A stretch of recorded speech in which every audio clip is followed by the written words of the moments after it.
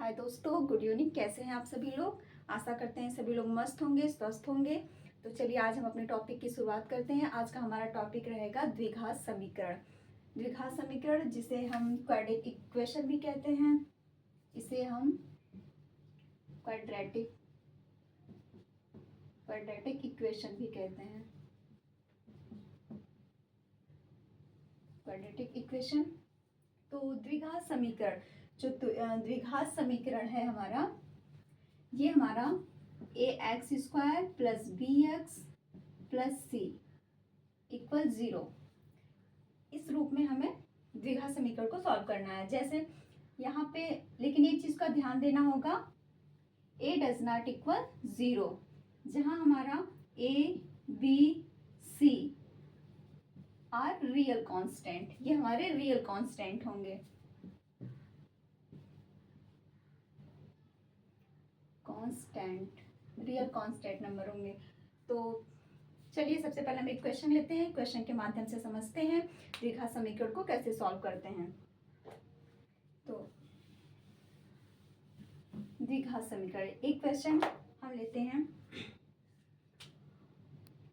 जैसे first question हमारा रहेगा, यहाँ पे लिख देते हैं क्वेश्चन जैसे 6x² प्लस, अब यहाँ पे हम 17x कर देते हैं, 17x प्लस 5, ये हम क्वेश्चन लेते हैं। इसको द्विघात समीकरण हमें ज्ञात करना है। अगर कह दे गुणनखंड ज्ञात कीजिए तो सबसे पहले हम इसका गुणनखंड निकालेंगे। तो गुणनखंड निकालने के लिए हम क्या करते हैं, लास्ट वाला इस रूप में ये दिख रहा है, तो 6x² प्लस 17x प्लस 5, तो 5 का हम 6 में मल्टीप्लाई करेंगे, 5 का 6 में मल्टीप्लाई करेंगे तो ये हो जाएगा 5 6 30, 30 का जो हमारा गुणा करने पे 30 आ रहा है, उसको हमें 17 बनाना है। मतलब गुणा करके हमारा 30 आ जाए, 30 आ जाए और जोड़ घटा के 17 आ जाए। तो ऐसा कोई हम नंबर लेंगे जैसे 30 को हम क्या कर सकते हैं, 15 दूनी 30, अब 15 और 2 17, एज इट मिल गया। तो इसको सॉल्व करेंगे, इसको लिख सकते हैं 6x² प्लस, इसको हम लिख सकते हैं 15x प्लस, तो 15x अभी रहने देते हैं और आसान कर देते हैं इसको, 15 प्लस 2 कर सकते हैं, 17 हो गया। अब इन्हीं दोनों में हम x का गुणा कर देंगे, तब भी होगा 15x, और 2x तब भी होगा, प्लस 5। अब इसको सॉल्व करेंगे तो क्या हो जाएगा हमारा, x², एक लाइन और बढ़ा लिया जाए, यहाँ पे हो जाएगा 15x प्लस 2 का x में गुणा होगा 2x प्लस 5। अब यहाँ से हम कॉमन ढूंढेंगे, कॉमन हमें क्या क्या मिल रहा है। तो कॉमन का मतलब होता है हम वो डिजिट लेते हैं जो सब में कॉमन हो, मतलब इन दोनों का जोड़ा बना के हम कॉमन ले लेंगे। 6x² प्लस 15x में हम इसमें से कॉमन ढूंढेंगे तो हमारा क्या निकल रहा है, इसमें से 3 के टेबल में हमारा 6 भी आता है और 15 भी आता है, तो ऐसा लेंगे फिर। तो 3x यहाँ पे हो जाएगा, 3 दूनी 6, एक x बाहर निकल गया, एक x अंदर रहेगा, तो 3x, यहाँ पे एक x, 3 दूनी 6, तब ये x मिलके x² हो जाएगा, प्लस 3 5 15, और इसके बाद x तो बाहर निकल गया है, ये एक ब्रैकेट में, तो ये मिल गया। अब यहाँ से प्लस, यहाँ कुछ नहीं, सेम, ये चीज़ हमें सेम मिलना चाहिए।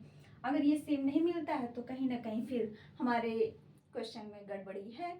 तो यहाँ पे जब कुछ नहीं मिल रहा है तो हमारा एक मिलेगा कॉमन, 2x प्लस 5। अब अलग अलग है, अगर हम इसको 0 के इक्वल करेंगे तो ये पूरा 0 के इक्वल होगा, तो हमें एक एक का वैल्यू निकालना होगा। तो यहाँ पे हो जाएगा 3x प्लस 1। दूसरा, अगर इन दोनों को एक बार लिख लिया जाता है, इक्वल 0। अगर इसको 0 के बेस में दिखाना है तो 3x तो अलग अलग कर लेंगे, 3x प्लस 1 इक्वल 0, तो 3x इक्वल हो जाएगा -1, और यहाँ से x की वैल्यू निकालना होगा, तो x इक्वल हो जाएगा -1/3। यहाँ नहीं दिख रहा होगा, हम नीचे ऊपर थोड़ा सा लिख देते हैं, यानी इसके दो फैक्टर बनेंगे, 3x प्लस 1 और 2x प्लस 5 इक्वल 0। इसको अलग अलग दिखाना होगा तो इसकी दो वैल्यू मिलेंगे। अब हम एक क्वेश्चन के माध्यम से और समझते हैं। एक क्वेश्चन और लेते हैं, उसको आसान भाषा में उसको भी समझाते हैं। जैसे एक क्वेश्चन हम लेते हैं,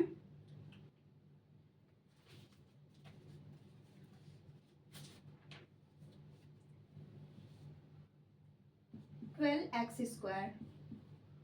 एक क्वेश्चन लेते हैं 12x² और -7x + 1।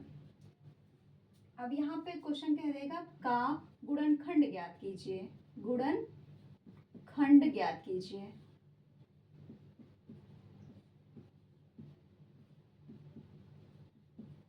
गुणनखंड ज्ञात कीजिए। तो ऐसे क्वेश्चन में हम क्या करेंगे, तो इसके वैल्यू हम 0 नहीं पुट करेंगे क्योंकि हमको गुणनखंड निकालना है और x की वैल्यू नहीं पूछा है कि x का मान क्या आएगा। अगर x का मान पूछता तो फिर इक्वल 0 करके एक एक करके उस x की वैल्यू निकाल देते, लेकिन इसमें सिर्फ कह रहा है गुणनखंड ज्ञात कीजिए, हमें सिर्फ गुणनखंड ज्ञात करना है।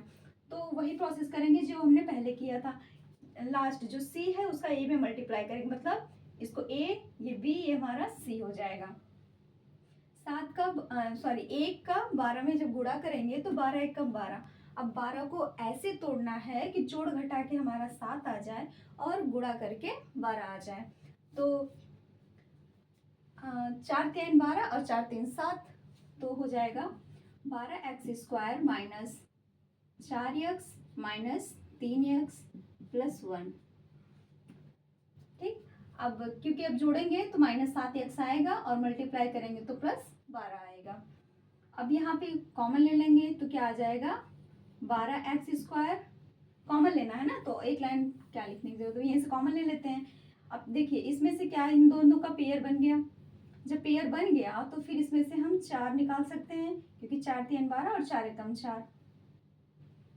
चलिए इसमें से 4x को निकालते हैं क्योंकि यहाँ 2x है, यहाँ 1 x है, तो 1 x बाहर आ गया और 4 भी बाहर आ गया।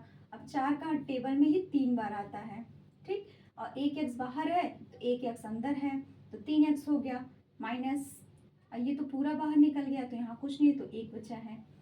सेम ऐसे करेंगे, यहाँ पे ये सेम मिल रहा है लेकिन यहाँ माइनस है तो हम -1 को कॉमन लेंगे। जब -1 कॉमन लेंगे तो अंदर जाके साइन को चेंज कर देगा, तो ये 3x हो जाएगा। जब माइनस को हमने बाहर लिया है तो ये प्लस है, तो प्लस क्या हो जाएगा, माइनस हो जाएगा।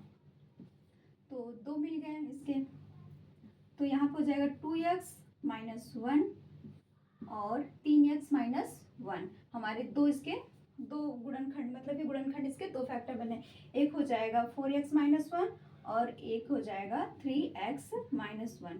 इन दोनों को एक बार लिखा जाता है। ठीक है, थैंक यू दोस्तों। अगर मेरी वीडियो पसंद आए तो इसको लाइक और शेयर ज़रूर कीजिएगा। Thank you, thanks for watching.